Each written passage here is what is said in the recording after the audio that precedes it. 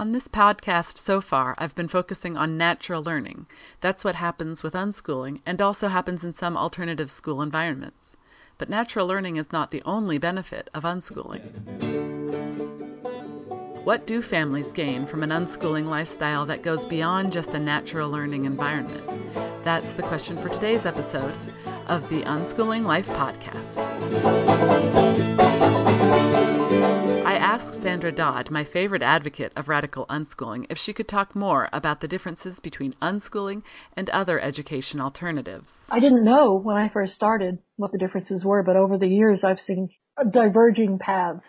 Because in the 1970s, late 60s, early 70s, when John Holt and some others were thinking we can reform schools, there was research. There was serious university research about how people learn, and that's what unschooling ends up based on. And so some of the alternative schools and democratic schools, they base themselves on that too. But the thing is, they never left the harbor. They didn't know that there was a whole world beyond that. So they're still making a different kind of school. If the parents are paying someone else to keep their children some number of hours and expecting a report of how the children did, at least to make it worth their money, then they have all of the disadvantages of school. Well, not all of the disadvantages of the worst school you can imagine, but disadvantages of school that unschooling at home never touches, like dividing the world artificially into school years and semesters, with days that are learning days and days that aren't learning days. I mean, it's sad to say, but the schools that are boarding schools based on that seem to purposely separate the parents from the children. And all schools need to do that so the kids aren't crying and wishing they were home. For a school to want the children to pay attention to the teachers and to care what they say, the only good way to do that is to break the bonds between children and their parents to some extent. When people are dealing with a school schedule, they see the children from 6 years old to 18, more or less, and they say, we have only this many years to do what we're going to do. That affects their view of the child's progress. Whereas a child at home might reach those goals, those sort of checkpoints at 14 or 22. And that's okay because at home they're counting all the other things the children did too as legitimate in a radical unschooling family that really does unmoor themselves from schoolishness.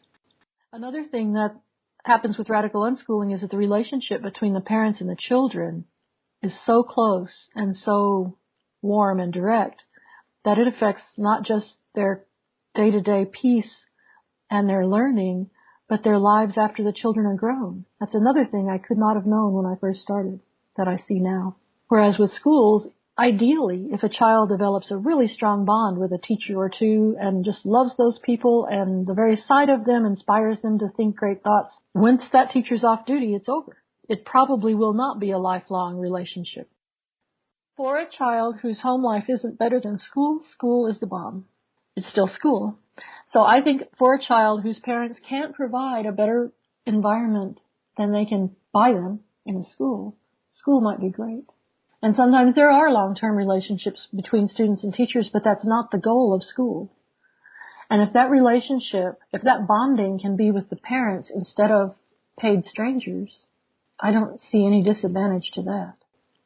So when people say, my school or my charter school or my this or that online school is unschooling, I think it's going to compromise the family's understanding of what the potential of unschooling is.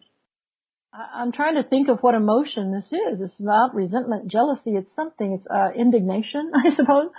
When people who are running a school charging money for people to send their kids there where they will keep them there every day like the law says, and they're reporting to the state like the law says, to then equate themselves with what radical unschoolers are doing. It's cheatery.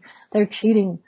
They're trying to suggest that they can do in 180 days, whatever 6 times 180 is in hours, that they can take the state requirement of hours and create in that time what a radical unschooling family can create in 364 days of learning.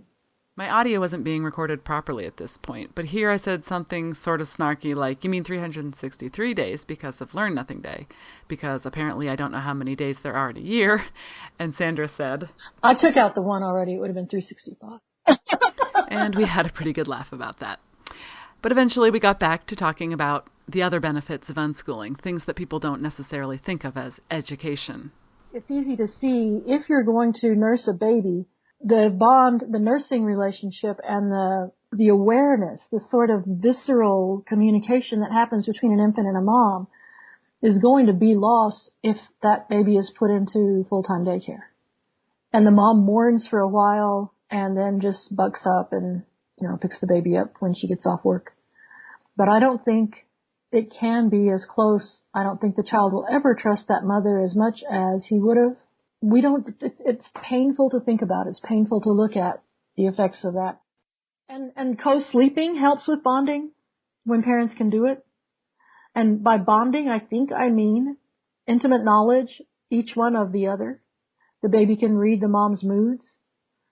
The mom can read the baby's needs, mood, awakeness, wakefulness, fear, calm, in ways that you lose if the baby's in a different room, in a different bed.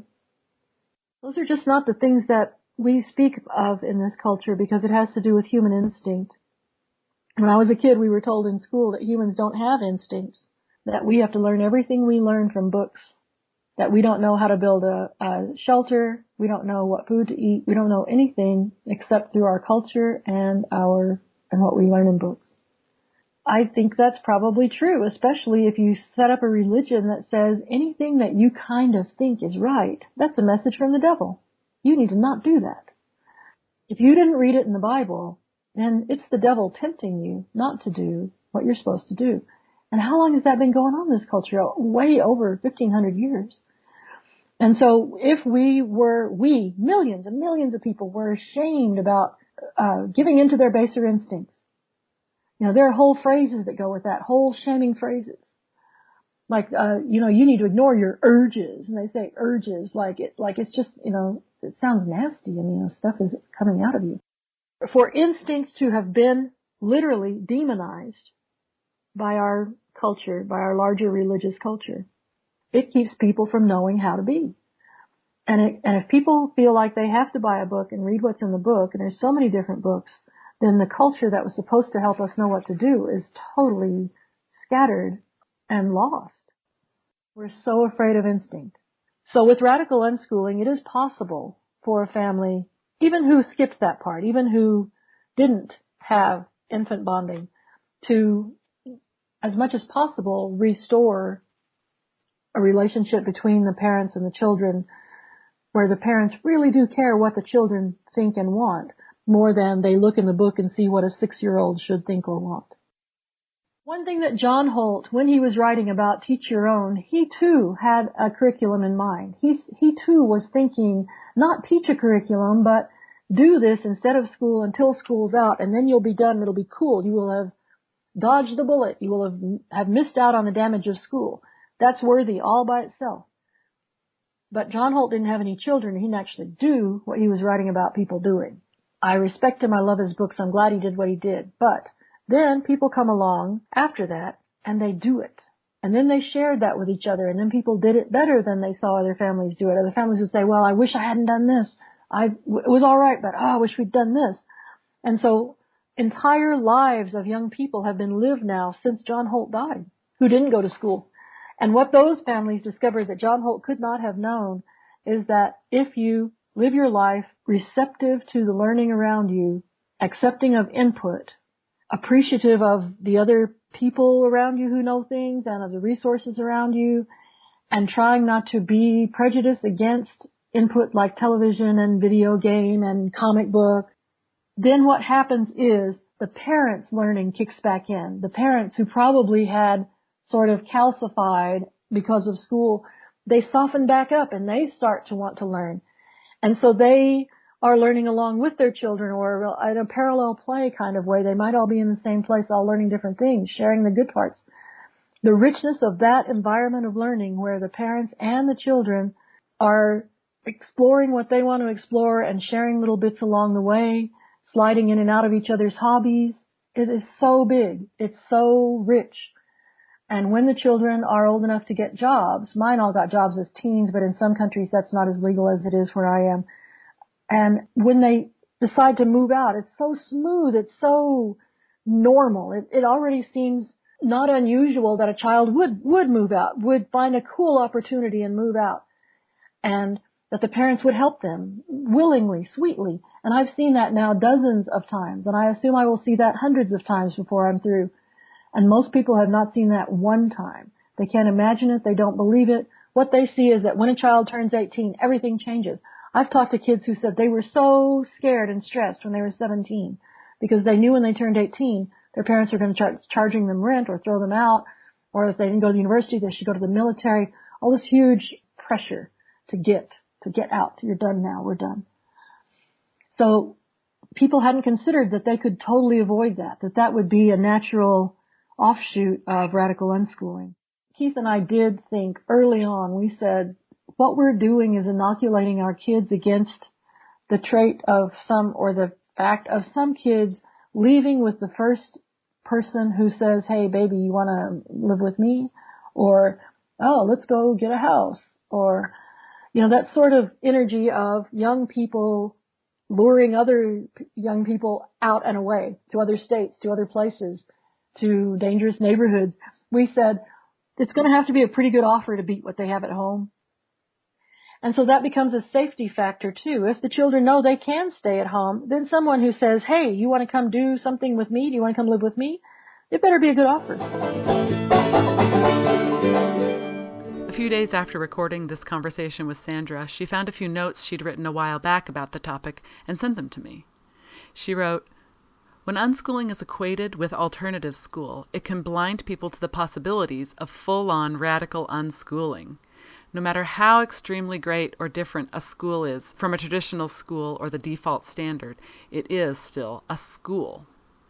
Parents who are unschooling as a whole way of life can discover learning that no school can find, and the core aspect of it is the family as a base for learning about family, for learning about relationships and resources, money, food and sleep, and learning about laughter.